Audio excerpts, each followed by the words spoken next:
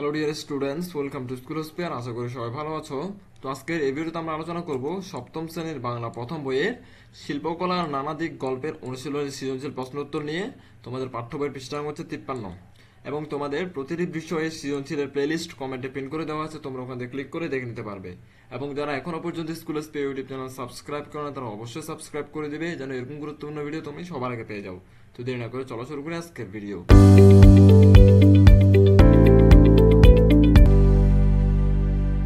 সৃজনশীল প্রশ্ন 1। প্রথমে উদ্দীপকটা পড়ে দেখি। বলছে মেহেরুন্নেসা এবার জাহাঙ্গীরনগর বিশ্ববিদ্যালয়ে বাংলা বিভাগে ভর্তি হয়েছেন। নবীনবরণ অনুষ্ঠানে নাট্যাভিনয় দেখে তিনি বান্ধবীদের সাথে ক্যাম্পাস ঘুরতে ঘুরতে এলেন কেন্দ্রীয় লাইব্রেরির সামনে। সেখানে দেখেন এক হাতে বন্দুক ধরে এক পায়ের উপর দাঁড়িয়ে আছে বিশালাকার এক ভাস্কর্য, নাম সংসপ্তক। সংসপ্তক, ওকে। নিশ্চিত মৃত্যু জেনে সে যে যুদ্ধ চালিয়েছে তাকে বলা হয় সংসপ্তক। 71-এ মুক্তিযোদ্ধাদের বীরত্বের কথা স্মরণ করে ভাস্কর্যটি বানানো হয়েছে। মনটা ভরে গেল মেহেরুন্নেসার। খ নম্বর প্রশ্ন এবং হচ্ছে যে জ্ঞানমূলক এবং ধাবনমূলক প্রশ্ন এবং হচ্ছে উদ্দীপক থেকে তোমাদেরকে লিখতে হবে মিল অথবা বিশ্লেষণ করতে হবে তোমাদেরকে। আমরা ডিরেক্ট উত্তরে চলে যাই। ক নম্বর প্রশ্ন বলা হয়েছে মুস্তফা মনোয়ার কোথায় জন্মগ্রহণ করেন। একটা কথা, হচ্ছে তোমাদের প্রবন্ধ, গল্প অথবা নাটক যেটা থাকবে বই ওইটা থেকে দেওয়া হবে, ঠিক আছে।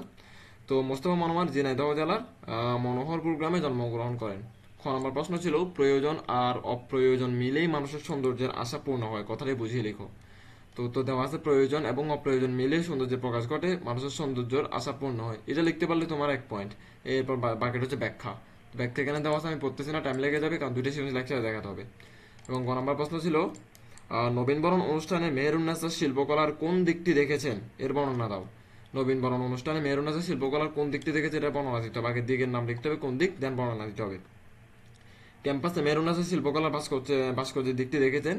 মেহেরুনের শিল্পকলার ভাস্কর্যের দিকটি দেখেছেন, এটার জন্য তোমাকে 1 দিয়ে দেওয়া হবে যে ঠিকভাবে লিখতে পারো।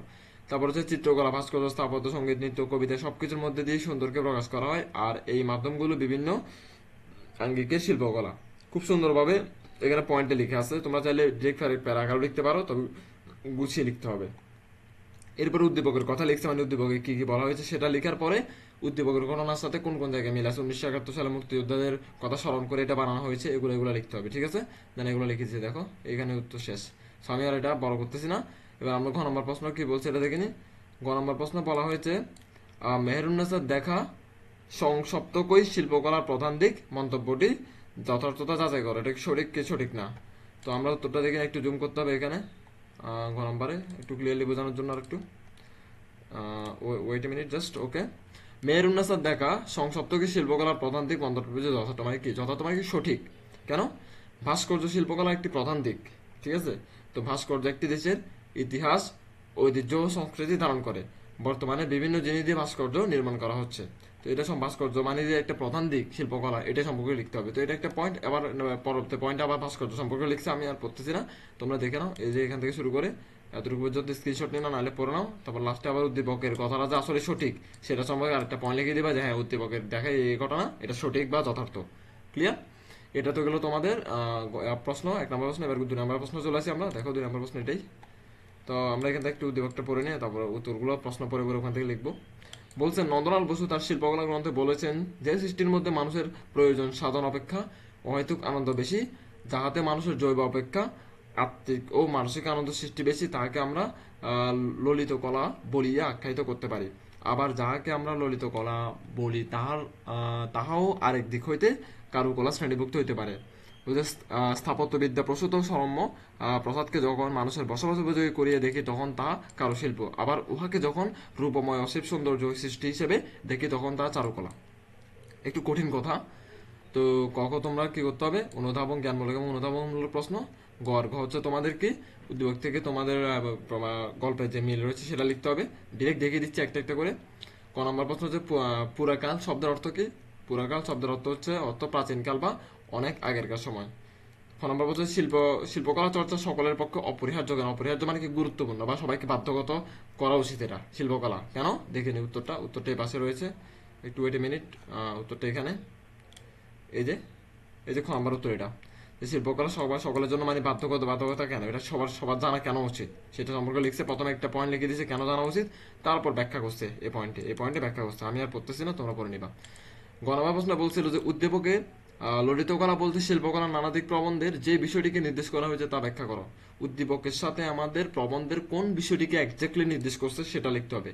উদ্দীপকের ললিত কলা বলতে শিল্পকলার নানাদিক প্রবন্ধের শিল্পকলার বিষয়টিকে নির্দেশ করছে। এই যে শিল্পকলা, এটা লিখতে পারছো না, এর জন্য এক পয়েন্ট। এবার বাকিগুলো ব্যাখ্যা করবো, আমি আর পড়তেছি না। দেখো এই পয়েন্ট এক একটা ব্যাখ্যা করছে। পয়েন্ট দুই হচ্ছে উদ্দীপকের কথা লিখছে, পয়েন্ট এক একটু দেখে দিই। এই যে পয়েন্ট দুই উদ্দীপকের কথা লিখছে প্রথমে, উদ্দীপকের কথা লিখে যেন কোন জিনিসটা আমার প্রবন্ধকে ব্যাখ্যা করছে সেটা লিখে দিচ্ছে। লাস্টে বলছে যে তাই বলতে পারে যে উদ্দীপকের ললিত কলা বলতে প্রবন্ধের শিল্পকলার বিষয়কে নির্দেশ করছে। আগে তুমি শিল্পকলার বিষয়গুলো উপরে লিখতে হবে, এখানে লিখে দেন এই লাইনটা নিচে লিখতে হবে। ঠিক আছে, আমি ধরনটা বুঝিয়ে দিচ্ছি আর প্রশ্ন উত্তরগুলো দেখে দিচ্ছি, কারণ আমি জানি তোমরা নিজেরাই পড়ে নিতে পারবা। কারণ আমার হচ্ছে উদ্দীপক উল্লেখিত চারুকলা ও কারুকলার সমন্বিত রূপই হলো শিল্পকলা। চারুকলা এবং কারুকলা এই দুইটার মিশ্রণে কি তৈরি হয়? শিল্পকলা। এটা মাথায় রাখবা, প্রশ্ন অন্যান্যভাবে পরীক্ষা যদি ঘুরিয়ে আসলে যেন লিখতে পারো। শিল্পকলার নানাদিক প্রবন্ধের আলোকে বিশ্লেষণ করো। তো উদ্দীপকের উল্লেখিত চারুকলা ও কারুকলা সমন্বিত রূপে শিল্পকলা উক্তিটি যথার্থ। যথার্থ মানে কি? সঠিক। তো চিত্রকলা সম্পর্কে প্রথমে বলছে, চিত্রকলা ভাস্কর্য সবকিছু, এটা হচ্ছে আমাদের আগের প্রশ্ন যেভাবে পয়েন্ট দিয়েছিল ওইটাতে দেওয়া আছে এভাবে। গ নাম্বার দুই নাম্বার পয়েন্ট উদ্দীপক লিখছে। দেখো উদ্দীপক এতটুকু পর্যন্ত উদ্দীপক, সবকিছু মিলিয়ে এদিক ওদিক করে। তো গ নাম্বার আরেকটা পয়েন্টে, আরেকটা পয়েন্টও মানে উদ্দীপকের সাথে আমাদের চারুকলা আর কি বলছে, আর কারুকলার সমন্বয় মিশ্রণে যে এটা ঘটনাটা ঘটছে, তো এইটা সম্পর্কে লিখে দিছে এখানে দুইটা পয়েন্ট দিয়ে। আর তো মেবি নাই নিচে, নো এখানে মনে হয় এন্ড। সো তোমরা এটা ভালো করে পড়ে নিবে। তোমাদের সাথে পরবর্তী চ্যাপ্টারে সৃজনশীল নিয়ে কথা হবে। ধন্যবাদ সবাইকে।